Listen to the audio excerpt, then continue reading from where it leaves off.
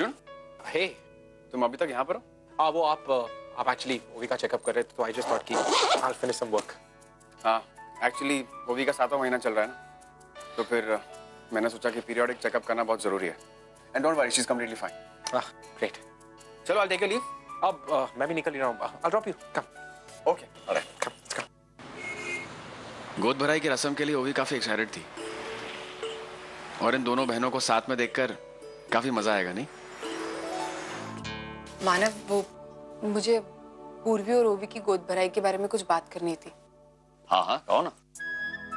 मानव, अभी आई का फोन आया था और आई कह रही थी कि अगर गोद भराई की रस्म उसके घर पे हो तो.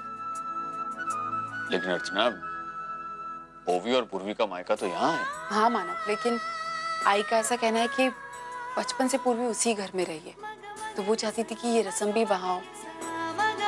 इसलिए आई ने मुझसे ये बात कही. और जहाँ तक ओवी का सवाल है मानव, ओवी का दोनों घर से उतना ही लगाव है. वैसे भी वो बचपन से कनाडा में रही है, तो आप बिल्कुल टेंशन मत लीजिए. ओवी अब बहुत समझदार हो गई है. ओवी और पूर्वी के बीच देखिए, जब से होने रहा है तब से कितना कम तनाव होने लगा है.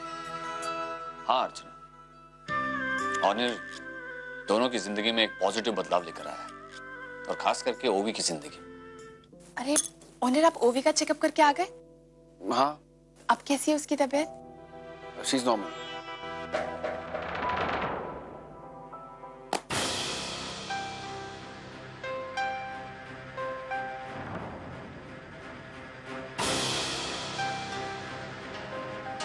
ओनिर, ये पैसे? ये वही पैसे हैं जो तुम अपना हार बेचकर लाई थी.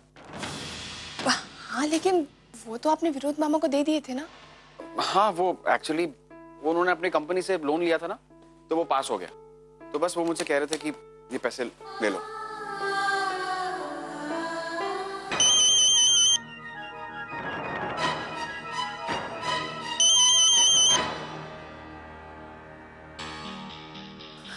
हेलो. लगता है तुमने मुझे ज्यादा सीरियसली लिया नहीं. कल मेरे पैसे नहीं लाई, आज मेरा फोन नहीं उठा रही. कल का इंसिडेंस इतनी जल्दी भूल गई तुम? हाँ, तुम जानती हो ना मैं क्या कर सकता हूँ. देखिए, आपके पैसे बिल्कुल तैयार हैं. चलो, अब पैसे भी तैयार है और फंक्शन भी आ रहा है तुम्हारी गोद भराई का. यही सोच रही हो ना कि ये सब मुझे कैसे पता चला? पूर्वी, अगर मैं तुम्हारा इतना बड़ा राज जान सकता हूँ तो ये फंक्शन तो बहुत मामूली बात है.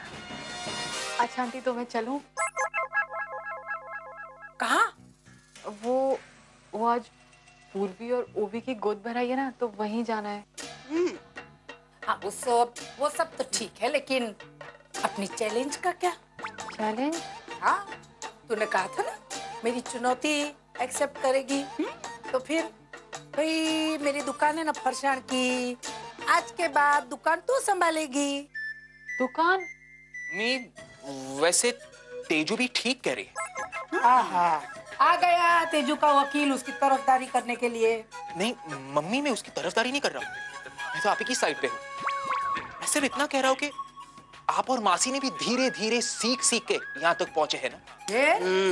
तो तेजू को भी थोड़ा तो समय लगेगा ना, क्योंकि दुकान संभालना इतनी आसान बात नहीं है. तो तेजू, हम तुम्हें 15 दिन की मोहलत दे रहे हैं. 15 दिन?